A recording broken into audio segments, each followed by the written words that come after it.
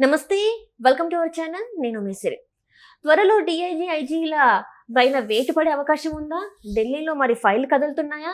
So ఈ అంశాన్ని మనకు వివరించడానికి మనతో పాటు ఉన్నారు ప్రముఖ రాజకీయ విశ్లేషకులు అంకమరావు గారు. నమస్కారం సార్. నమస్తే సిరి గారు. సార్, ఇప్పుడు మళ్ళీ డిఐజీ ఐజీల వీళ్ళది కూడా పైన వేటు పడే అవకాశం ఉందని చెప్పేసి వస్తున్నాయి. ఢిల్లీలో ఫైల్ కూడా కదులుతున్నాయి అని చెప్పేసి మనకు వార్తలు వస్తున్నాయి. ఇందులో వాస్తవం ఉందంటారా? డిఐజీ ఐజీ గారి కంటే ముందు సిఎస్ గారి మీద వేటు పడిద్దని నేను భావిస్తున్నాను. ఎందుకంటే ఎన్నికల సంఘం వాళ్ళు పెన్షన్లు పంపిణీ చేసే బాధ్యత అధికారులకు అప్పచెప్పింది. మరి దాన్ని చూసుకోవాల్సింది, పర్యవేక్షించాల్సింది సిఎస్ గారు కదా.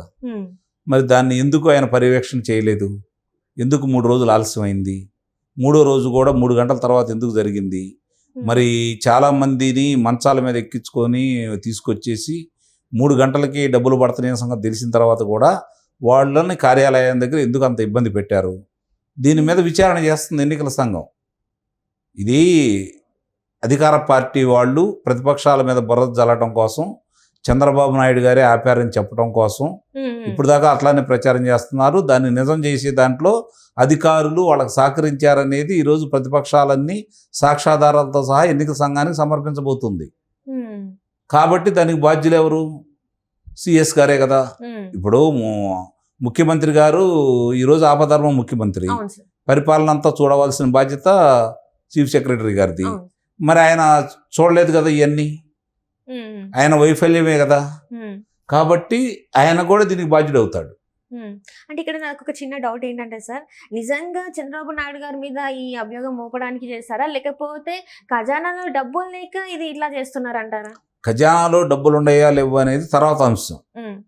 1వ తారీఖు నాడు రావాల్సింది 1వ తారీఖు నాడు ఇవ్వాల్సిన అవకాశం వాళ్ళకు ఉంది. దాన్ని వృద్ధులకి, వికలాంగులకి, అలాగే అనారోగ్యంతో ఉన్న వాళ్ళందరికీ కూడా ఇళ్ళకి తీసుకెళ్ళి అప్పచెప్పాల్సిన బాధ్యత వాళ్ళకు ఉంది. 1,60,000 మంది దాకా సచివాలయ సిబ్బంది ఉన్నారు, అంగన్వాడీలు ఉన్నారు, ఆశా వర్కర్లు ఉన్నారు, అలాగే అధ్యాపకులు ఉన్నారు. వీళ్ళ ద్వారా పంపించవచ్చు. నిజంగా వీళ్ళకి చిత్తశుద్ధి అనేది ఉంటే, అధికారులు దాన్ని సవ్యంగా చేయాలని ఉంటే. కానీ అధికార పార్టీ వాళ్ళు దీన్ని కూడా రాజకీయం చేయాలనుకొని ఇట్లా తీసుకొస్తే వడదెబ్బ కొంతమంది ఇబ్బంది పడిపోయి, వృద్ధులు ఇబ్బంది పడిపోయి, ఇది చంద్రబాబు నాయుడు గారే ఆపమన్నారని చెప్పని వీళ్ళు ప్రచారం చేస్తే వాళ్ళు నమ్మి మాకు ఓట్లేస్తారనే దుర్బుద్ధితోటి అధికార పార్టీ వాళ్ళు పన్నినటువంటి పన్నాగంలో వీళ్ళు సహకరిస్తున్నారు ఈ అధికారులు. కాబట్టి దాని మీద కూడా చర్య తీసుకుంటారు. ఇప్పుడు వాళ్ళు ఎంత ఇబ్బంది పెట్టారు, 3 గంటల దాకా డబ్బులు రాలేదని వాళ్ళకి తెలుసు. ఉదయం పూట ఎలా తరలించారు వాళ్ళని, ఉదయం పూట ఎలా సచివాలయం దగ్గర తీసుకొచ్చారు? అలాంటి వాళ్ళకి, అంటే వృద్ధులకి, వికలాంగులకి, మరి రోగస్తులు, అంటే ఎవరైతే జబ్బు ఉన్న మనుషులు ఉన్నారో వాళ్ళ ఇళ్ళకి తీసుకెళ్ళి ఇవ్వమని చెప్పి చెప్పింది కదా.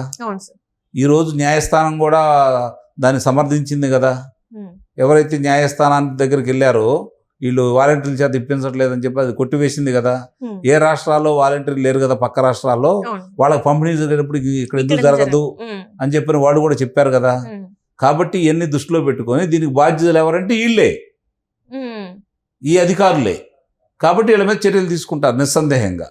ఇక మీరు అన్నట్టు ఐజీ కావచ్చు, డీజీపీ కావచ్చు, వాళ్ళ మీద ఎందుకు చర్యలు తీసుకుంటారు అంటే ముఖ్యమంత్రి గారి సభలకి ఎలా చూస్తున్నారు, లేదు ప్రధానమంత్రి గారు వచ్చిన సభకి ఏ విధంగా వాళ్ళు నిర్వహణ చేశారు, ఆ నిర్వహణ లోపం పోలీసులదే కదా. కాబట్టి వాళ్ళ మీద చర్యలు తీసుకోవాలంటే ఎవరు? వాళ్ళకందరూ నడిపించేది ఎవరు? డీజీపీ గారే కదా. లేదంటే ఆ స్థానిక ఐజీ గారు. నాకు ఐజీ గారిని విధుల నుంచి తొలగించారు. కాబట్టి దానికి సంబంధించిన వాళ్ళందరి మీద కూడా చర్యలు తీసుకుంటున్నారు. జరిగే పరిణామాలు, ఎవరైతే బాధ్యులు, ఎవరు నిర్లక్ష్యంగా ఉన్నారో, ఎవరు పక్షపాత దూరంగా ఉన్నారో వాళ్ళందరి మీద చర్యలు ఉంటాయి. అది అంటే ఇప్పటి వరకు చూసుకున్నట్టయితే సార్, మొన్నటి వరకు చూస్తే ఎన్నిసార్లు ఈసీ చెప్పినా కూడా వీళ్ళు మాకిందిలే, మా ప్రభుత్వం ఉంది అని చెప్పేసి ప్రజలపైన, ఇటు అధికారుల పైన, అంటే ఎవరైతే ఉన్నారో ప్రతిపక్షం వాళ్ళపైన కూడా చేశారు. సో ఇప్పుడు ఇవన్నిటికీ ఒక ముగింపు అనేది పడే అవకాశం ఉందంట. నిస్సందేహంగా పడుతుంది. అధికారులకు ముందు ముసళ్ళ పండగ, అందులో ఎలాంటి సందేహం కూడా ఏం లేదు. అంటే కఠిన చర్యలు అంటే వాళ్ళ ఉద్యోగాలు పోయే అవకాశం ఉందా, లేకపోతే ఉద్యోగాల పోవుగాని ఈ విధుల నుంచి తప్పిస్తారు. ఏదైతే ఇప్పుడు విధుల నుంచి తప్పిస్తారు. అందుట్లో నేరం గనక రుజువు అయితే వాళ్ళకి శిక్షలు పడతాయి. శిక్ష పడే అవకాశం కూడా ఉందా? నిస్సందేహంగా ఉండదు. మరి ఇంతమంది వెనకాల అంటే చాలా మంది పేర్లు వినిపిస్తున్నాయి. మరి వాళ్ళందరి మీద శిక్షలు పడే అవకాశం ఉందా? అంటే అందరూ వాళ్ళ నేరం వాళ్ళు చేశారని రుజువు అయితే శిక్షలు పడతాయి, అందుట్లో అనుమానం ఏమి ఉండదు. అంటే చాలా మంది ప్రముఖుల పేర్లు అయితే ఉన్నాయి. సో అప్పుడు వాళ్ళ నేరం ఒకవేళ రుజువు అయితే మాత్రం శిక్ష కంపల్సరీ అంటున్నారు. నిస్సందేహం. మరి ఇప్పుడు ఎలా సార్ అంటే ఇప్పుడు చాలా వరకు ఏంటంటే ఇప్పుడు మన వైసీపీలో చూసుకుంటే చాలా మంది నిన్న కూడా చూస్తుంటే ఒక మాజీ మంత్రి అయితే రిజైన్ చేశారు, బయటకు వచ్చేసారు పార్టీ నుంచి వెళ్ళి. సో ఒక్కొక్కరుగా ఇంకా వస్తూనే ఉన్నారు పార్టీల నుంచి వెళ్ళి. మరి వాళ్ళ పార్టీ ఎలా ఉంటుందా అసలు ఉండదా ఎన్నికల సమయం? ఎన్నికల నామినేషన్ ప్రక్రియ ప్రారంభం అయిన తర్వాత ఇప్పుడు వీళ్ళు ప్రకటించిన అభ్యర్థులు చాలా మంది పోటీకి దూరంగా ఉండబోతున్నారు. ఇది వాస్తవం, చాలా మంది నమ్మలేరు. ఇది జరిగే పరిణామాలు చూసుకోండి. అంటే సేమ్ ఇక్కడ కూడా నమ్మకం లేక గెలవమనే నమ్మకం వాళ్ళకి ఉంది కాబట్టి ప్రతిపక్ష పార్టీ అనేది కనీసం ప్రతిపక్ష హోదా కూడా రాదనే నిర్ణయానికి వాళ్ళు వచ్చారు. కాబట్టి ప్రజాప్రతినిధులు మనకెందుకు ఆరోగ్యంగాను ఆర్థికంగాను గట్టిగా ఉండాలి అంటే దూరంగా ఉందాం అనే ఆలోచనతోటి చాలా మంది కూడా బీఫామ్ తీసుకున్న తర్వాత కూడా కనపడకుండా వెళ్ళిపోతారు. అంటే గెలవరని ఒక ఇదితో నమ్మకం నిస్సందేహంగా వాళ్ళు ప్రభుత్వం ఓడిపోతుంది, మేము ఓడిపోతున్నాం వాళ్ళందరికీ తెలుసు. సో ఈసారి వైసీపీ గతంలో కాకుండా చాలా కింది స్థాయికి వెళ్ళిపోతుంది అంటారు. నిస్సందేహంగా. ఎందుకు సార్ ఇదంతా మరి వైసీపీ నేతలు చేసుకున్న స్వయంకృత అపరాధం అంటారా? స్వయంకృత అపరాధమే. వాళ్ళు భస్మాసురుళ్ళు, వాళ్ళ నెత్తి మీద వాళ్ళే చేయబెట్టుకొని వాళ్ళు దహనం అయిపోతున్నారు. ఎవరేం చేసింది ఏం లేదు. వాళ్ళకు వచ్చిన సువర్ణ అవకాశాన్ని వాళ్ళే చేజేతులారా పోగొట్టుకున్నారు. ఇది మాత్రం వాస్తవం. అని నిన్న చూస్తున్నట్టయితే మరి జగన్మోహన్ రెడ్డి గారు నాడు నేడుది నేను 130 సార్లు బటన్ నొక్కాను, మీకు అన్ని పథకాలు అన్ని చేశానని చెప్పేసి చెప్తున్నారు. మరి అందరూ వాస్తవం లేదంటారా? 300 మంది మీద దాడులు జరిగినాయి. 300 మంది పైన అమరులయ్యారు. ఆయన 130 సార్లు బటన్ నొక్కితే ఇంతమంది ఇట్లాగయ్యారు కదా, అది ఆలోచించరా? బటన్ నొక్కడే గుర్తుపెట్టుకుంటారా? గతంలో ఎవరికి డబ్బులు రాలేదా బటన్ నొక్కపోతే? ఆలోచిస్తారు కదా అందరూ. ఆయన నొక్కానంటే ఎట్లా, రేపు వాళ్ళు నొక్కుతున్నారు, 2 బటన్లు నొక్కబోతున్నారు వాళ్ళు మీకు వ్యతిరేకంగా. చూడండి జరిగే పరిణామాలు అవి. అండ్ ఇంకొకటి సార్, నాడు నేడు అంటే స్కూళ్ళ పరిస్థితి కూడా అప్పుడు చెప్పారు. స్కూళ్ళ గురించి భవిత అంటే విద్యార్థుల గురించి చాలా కష్టాలు పడుతున్నారు అని చెప్పేసి నా ముఖ్యమంత్రి. ఈరోజు స్కూళ్ళలో విద్యార్థులు మధ్యాహ్నం భోజనంలో వాళ్ళు చెట్లు కూడా లేవు, కనీసం అక్కడ కూర్చొని బయట కూర్చొని తినాల్సి వస్తుంది, ఎండలో తినాల్సి వస్తుంది. మరి ఇది ఎలా చూడాలి? 4 లక్షల మంది విద్యార్థులు డ్రాప్ అవుట్ జరిగింది. మరి వీళ్ళు ఏం సాధించారు? పురోగతి ఏ విధంగా సాధించారు? ఇంగ్లీష్ మీడియం స్కూల్స్ అన్నారు. అన్నీ ఇప్పుడు చెప్పడం వరకే పరిమితం అయింది, అమల్లో ఎంతవరకు వచ్చింది అది? కాబట్టి ఇవన్నీ కూడా గమనిస్తారు. ఇప్పుడు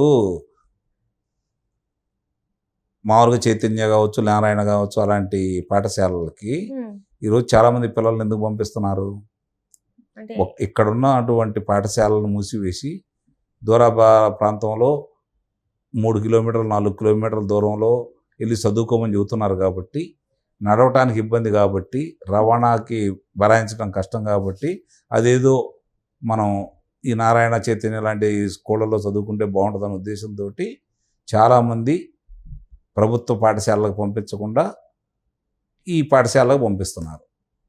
మరి అది సాధించింది ప్రగతి, తిరోగమనమా? ఆలోచించుకోవాలి కదా.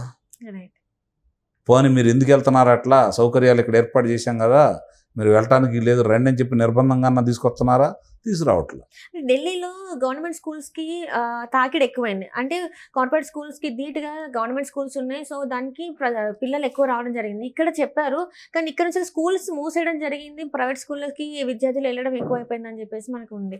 సో ఢిల్లీ స్థాయిలో అయితే ఇక్కడ ఏది జరగలేదంటారు. ఇక ఢిల్లీ స్థాయిలో కాదు, గల్లీ స్థాయిలో కూడా జరగట్లా. ఇక ఢిల్లీ దాకా ఎందుకు వీళ్ళు? గల్లీలో ఉన్నటువంటి చెత్తనే ఎత్తేలేకపోతున్నారు వీళ్ళు. ఇక ఢిల్లీ గురించి, ఆ పాఠశాలల గురించి వీళ్ళు మాట్లాడుకుంటే దెయ్యాలు వేదాలు వల్లించినట్టు ఉంటుంది. Right sir, right. Thank you so much sir.